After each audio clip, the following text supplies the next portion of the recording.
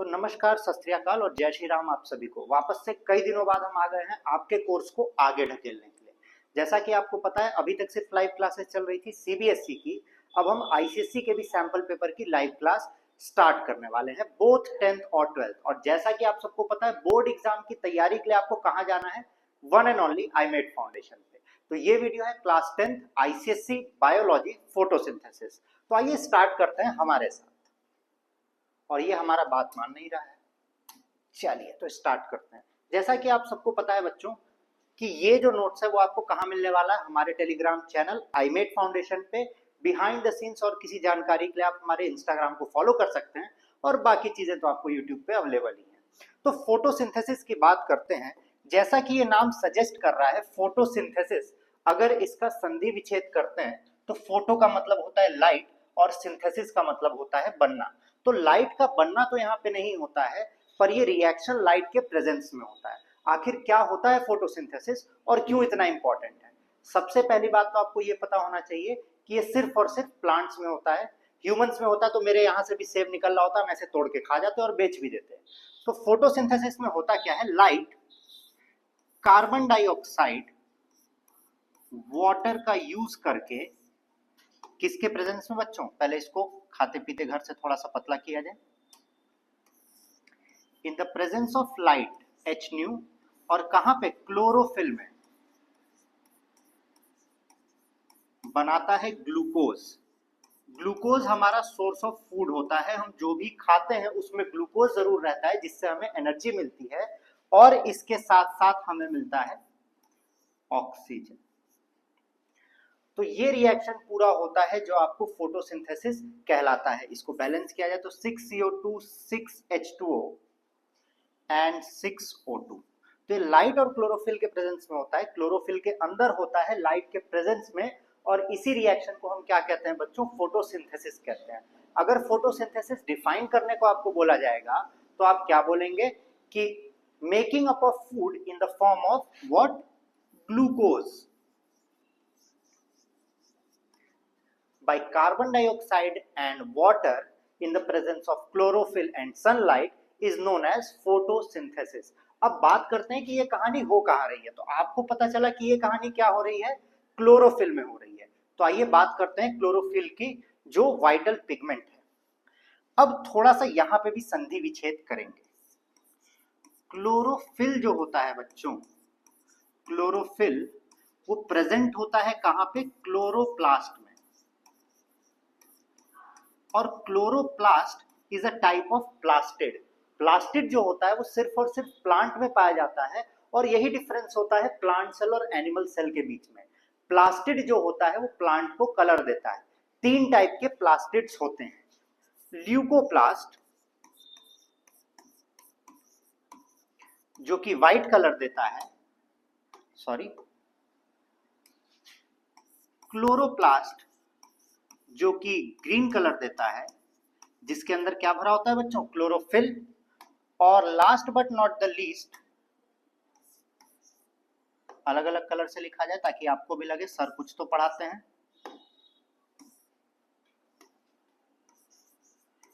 I hope आपको दिख रहा होगा। ये आपको नहीं दिखेगा। क्रोमोप्लास्ट। अब आप कहेंगे कि अलग अलग कलर से क्यों लिखा है? क्योंकि क्रोमोप्लास्ट व्हाइट और ग्रीन के अलावा बाकी सारे कलर्स देता है प्लांट को। जैसे रेडिश को ऑरेंज कलर देना, ब्रिंजल को पर्पल कलर देना, तो ये सारे कलर क्रोमोप्लास्ट देता है। क्लोरोप्लास्ट का काम होता है जो कार्बन डाइऑक्साइड हमको एब्जॉर्ब करना। ये आपको दिख रहा है बच्चों, ये जो कार्बन डाइऑक्साइड की बात हुई है, ये कार्बन डाइऑक्साइड पूरे एटमॉस्फेयर में प्रेजेंट होता है।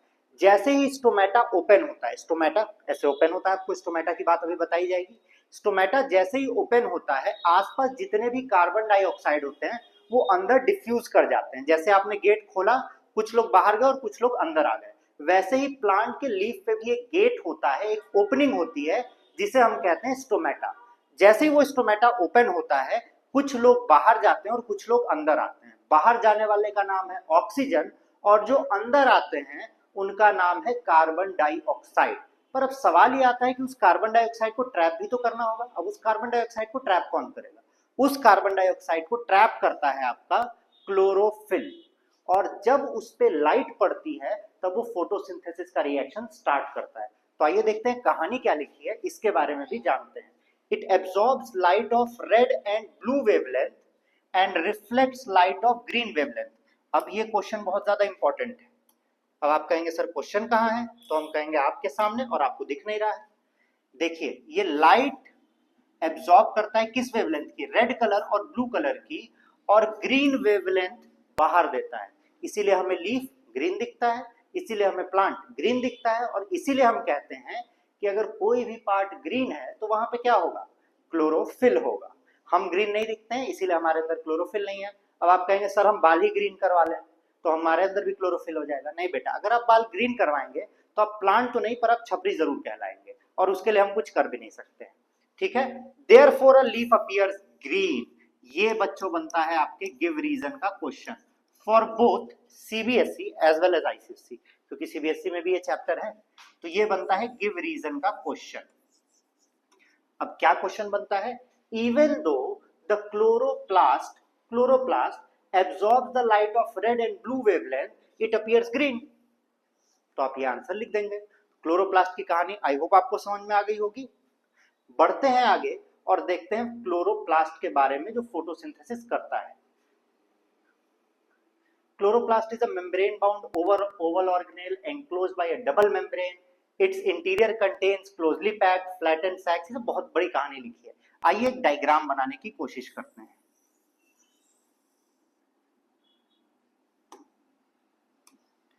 जैसा कि बच्चों हमने कहा है कोशिश करते हैं, तो हमारे डायग्राम का मजाक उड़ाने वाली कोई बात नहीं है। यहाँ पे आप लोग मजाक नहीं उड़ा सकते। अगर आप लोग को ये केक लग रहा है तो आप ऑर्डर करके खा भी सकते हैं, और हमारे एड्रेस पे भी ऑर्डर कर सकते हैं, या तो हमें आप सुपर थैंक्स दे सकते हैं जिससे हम केक खरीद के खा सकें। और जैसा कि आपको बताया गया बुक्स के सारे क्वेश्चन सॉल्व कराए जाएंगे मेंबरशिप के वीडियोस में, तो डरने वाली कोई भी बात नहीं है। हम आपके साथ हैं पूरे बोर्ड्स के लिए। बोर्ड्स की पूरी तैयारी सिर्फ और सिर्फ हमारे साथ होगी। तो आइए अब नेमिंग करते हैं बहुत ही रफ और वेग डायग्राम जो हमने बनाया है। तो ये जो आपको दिख रहा है, अब आइए इसमें से मैच करते हैं। क्लोरोफिल इज प्रेजेंटेड किसमें बच्चों, thylakoids. These thylakoids are arranged in piles called grana. तो ये जो कहानी दिख रही है पूरी पाइल्स की, इसको कहते हैं ग्रैना। ग्रैंड मदर वाले ग्रैना नहीं, सिर्फ ग्रैना। और एक सिंगल को कहते हैं थाइलाकॉइड। ये जो थाइलाकॉइड होता है it contains what, it contains chlorophyll. अब अगर आप ये इमेजिन नहीं कर पा रहे हैं तो आई होप आप सबने चोको लावा केक तो खाया ही होगा। अगर आपने चोको लावा केक खाया है तो इसी टाइम जब आप वीडियो देख रहे हैं आप इस पे कमेंट कर सकते हैं यस। तो जब आप चोको लावा केक खाए होंगे, चोको लावा केक को आप थाइलाकॉइड इमेजिन करिए, और जब उसको खोलते हैं तो उसके अंदर से चॉकलेट निकलता है। वैसा ही थाइलाकॉइड होता है, जब उसको ऐसे फोड़ेंगे तो उसके अंदर से क्लोरोफिल निकलेगा, बाहर आएगा। ठीक है, तो ये होता है थाइलाकॉइड। और ये कहाँ होता है बच्चों, lying in a colourless ground substance called stroma. Stroma. और ये डायग्राम वेरी वेरी इंपॉर्टेंट में आता है वीवीआईपी में, क्योंकि ये डायग्राम या तो बनाने के लिए आपको देगा या तो आपके क्वेश्चन में दे देगा कि this is the structure of a common chloroplast. ये सारी चीजें होती हैं। तो हमने आपको सारी चीजें बता दी, इनक्लोज बाय डबल मेम्ब्रेन। तो इसका एक और मेम्ब्रेन आप बना सकते हैं। रुकिए हम दूसरे कलर से मेम्ब्रेन बना देते हैं, नहीं तो आप कहेंगे सर बनाए ही नहीं मेम्ब्रेन। ये लीजिए डुअल मेम्ब्रेन बन गया इसका। हाँ। अब सवाल आता है कि ये पहले तो लिख दें कि बच्चों ये है क्या, ये है क्लोरोप्लास्ट। अब जो स्ट्रोमा है, स्ट्रोमा में होता है डार्क रिएक्शन। डार्क रिएक्शन जो कि आगे हम बताएंगे डार्क रिएक्शन क्या होता है। और थाइलाकॉइड में होता है लाइट रिएक्शन। अब आप कहेंगे sir light reaction dark reaction कैसा, आप तो कब से कह रहे थे कि लाइट के प्रेजेंस में ये रिएक्शन होती है, जैसा कि आपको यहाँ पे बताया गया। तो बच्चों जो फोटोसिंथेसिस का प्रोसेस हमें दिखा सबसे पहले वाले रिएक्शन में, वो डायरेक्ट नहीं होता है, बल्कि it is a series of reactions. कई सारे रिएक्शन जब मिलते हैं तब जाके बड़ा सा फोटोसिंथेसिस का रिएक्शन होता है, और उसको दो फेज में डिवाइड किया गया है। पहला फेज है light phase. Light dependent phase जिसे कहा जाता है, और दूसरा है डार्क फेज। अब देखिए यहाँ पे एक इंपॉर्टेंट डिस्टिंग्विश करना जरूरी है।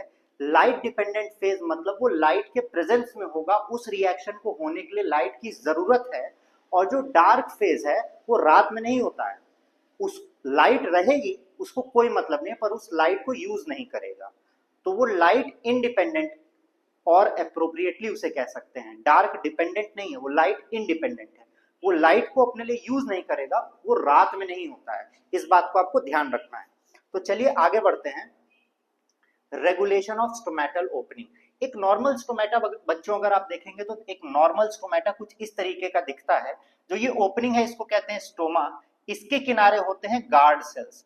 गार्ड सेल्स आपके लिए सबसे ज्यादा इंपॉर्टेंट है, क्योंकि यही लोग रेगुलेट करते हैं opening and closing of stomata.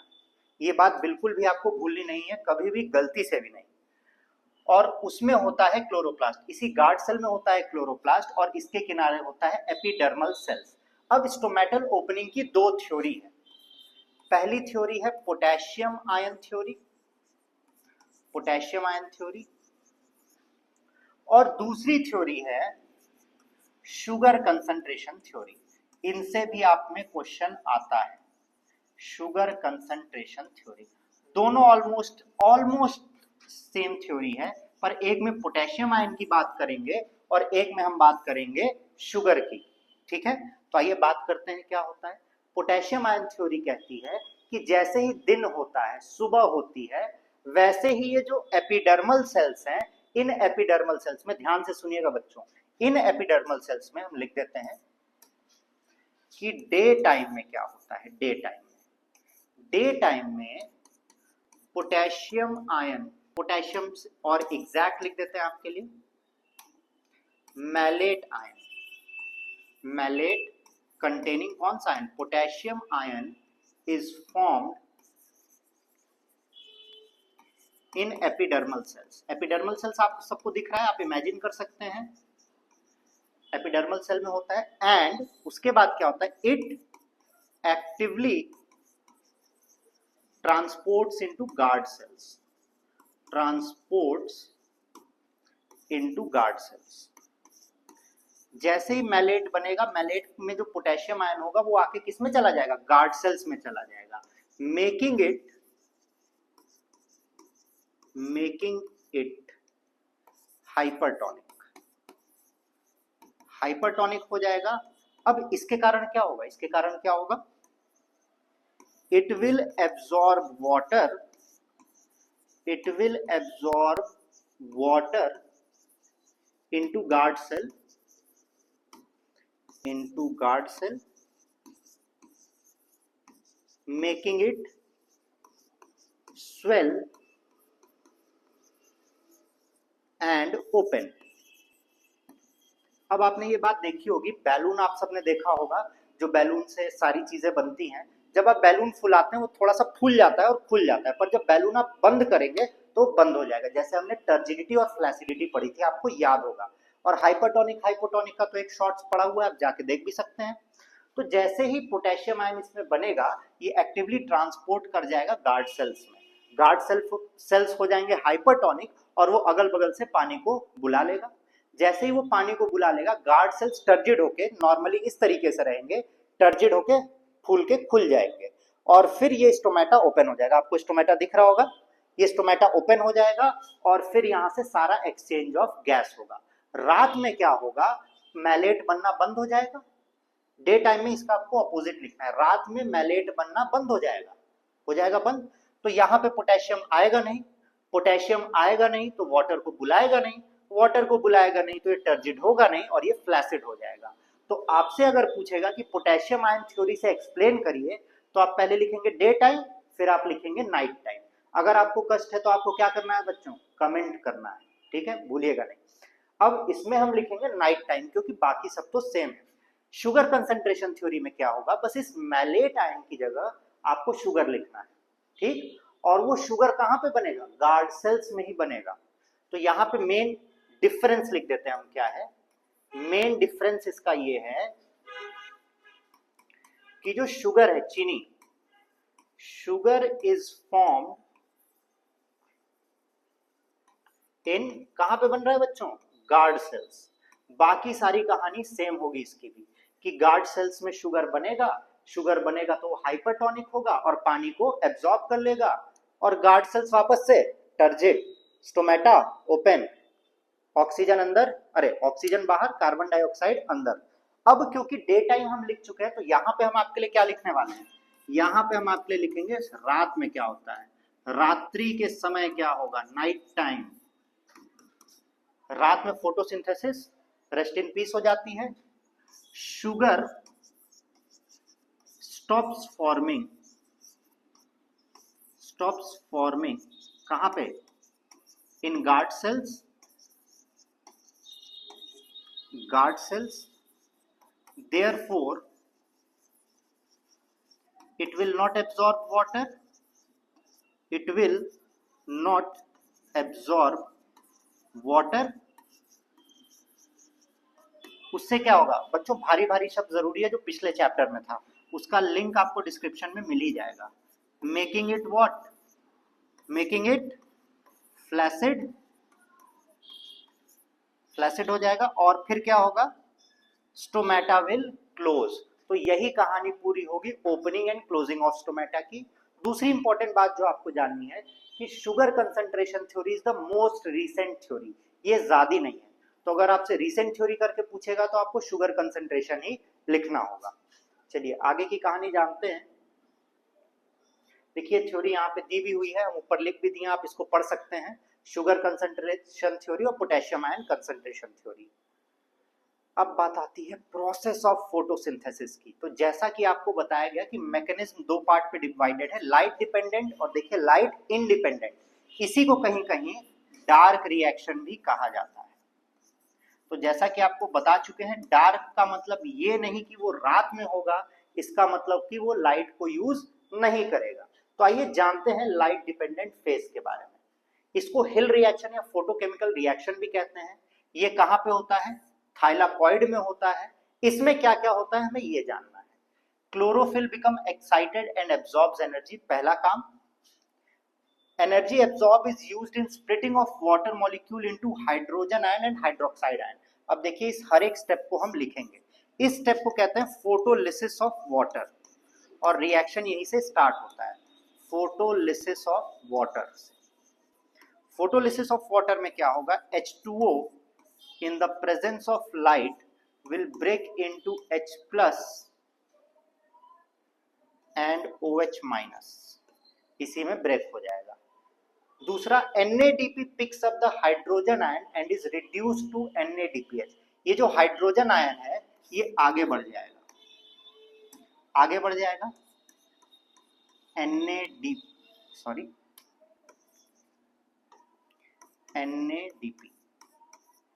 ये हाइड्रोजन आयन इसको एक्सेप्ट करेगा, प्लस H प्लस होगा और NADPH बन जाएगा। Molecular oxygen is release during photosynthesis. अब ये जो OH माइनस है इसकी कहानी क्या होगी बच्चों, OH माइनस इलेक्ट्रॉन रिलीज करेगा, 2 इलेक्ट्रॉन रिलीज करेगा, और ये O2 और H2 बन के बाहर आ जाएगा। अब एक और इंपॉर्टेंट प्रोसेस जो यहाँ पे नहीं लिखा है उसके बारे में बात करते हैं, that is known as photophosphorylation. ये कई बार आ चुका है, बच्चे इसको बता ही नहीं पाते कि फोटोफॉस्फोराइलेशन क्या होता है। तो देखिए ओरिजिनली तो फोटोफॉस्फोराइलेशन ये होता है, इस प्रोसेस को जब एडीपी में एडिनोसिन डाइफॉस्फेट में इनऑर्गेनिक फॉस्फेट ऐड होता है एटीपी बनाने के लिए, तो उसे कहते हैं फॉस्फोराइलेशन। पर व्हेन दिस इनऑर्गेनिक फॉस्फेट, ये इनऑर्गेनिक फॉस्फेट कहां से ऑब्टेन करते हैं बच्चों हम लोग, ये inorganic phosphate if it is obtained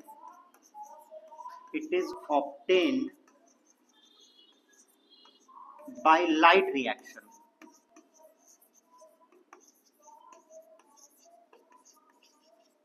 अगर ये इनऑर्गेनिक फॉस्फेट लाइट रिएक्शन से ऐड होता ऑब्टेन होता है और फिर एडीपी में ऐड होके एटीपी बनाता है, तो हम इसे कहते हैं फोटोफॉस्फोराइलेशन। ठीक है, ये भूलिएगा नहीं, आपके डिफाइन में जरूर आता है, या तो ये या तो ये। तो आपको पूरा रिएक्शन लिखना होगा, लाइट रिएक्शन या हिल रिएक्शन या फोटोकेमिकल रिएक्शन पूछेगा तो आपको ये तीनों कहानी लिखनी पड़ेगी रिएक्शन के साथ। तो आइए बढ़ते हैं आगे। अब आता है ग्लूकोज और स्टार्च। अब कई सारे लोगों को यही नहीं पता होगा कि स्टार्च क्या होता है। देखिए, जब बहुत ढेर सारा ग्लूकोज बन जाता है तो हमें उसे स्टोर करना होता है। हमें से मेरा मतलब है प्लांट को।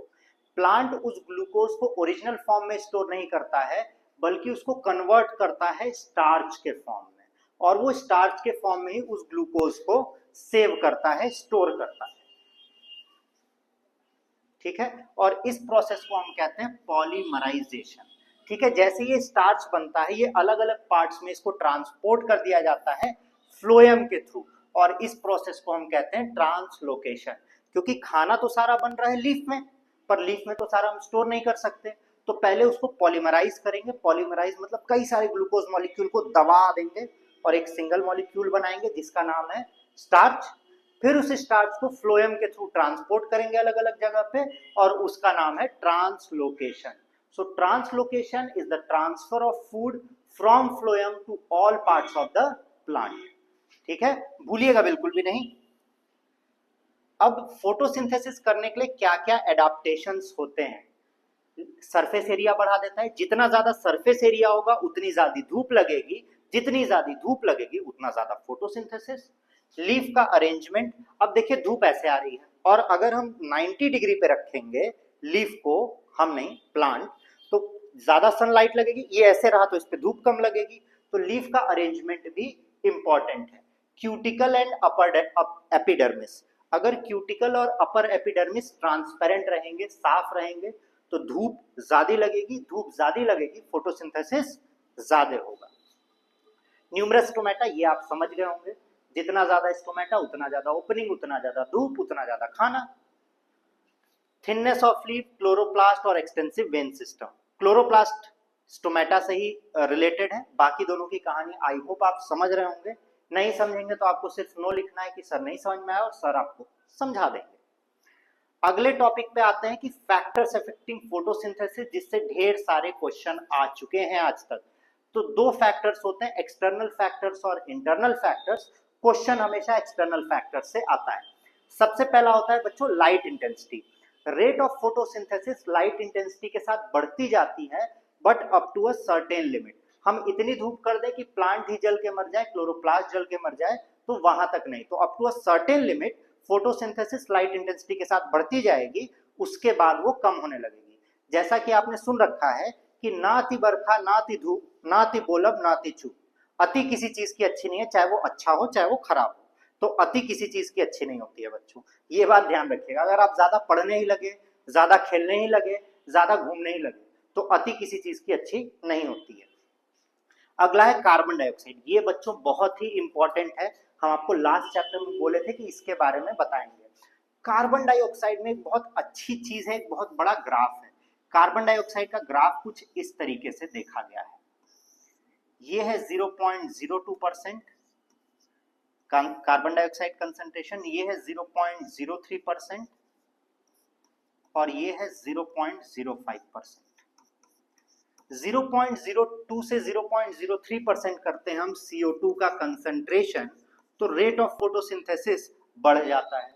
फिर 0.03 से 0.05 करेंगे तो फिर से रेट ऑफ फोटोसिंथेसिस बढ़ जाएगा, ज्यादा खाना बनेगा। पर अगर 0.05 से हम बढ़ा देते हैं तो क्लोरोप्लास्ट खत्म, स्टोमेटा बंद हो जाएगा और फोटोसिंथेसिस रुक जाएगी। अगर बाकी सब हम एकदम सही अमाउंट में देते हैं तो भी। इसीलिए कार्बन डाइऑक्साइड को कई बार क्या कहा जाता है, इंपॉर्टेंट बात, लिमिटिंग फैक्टर।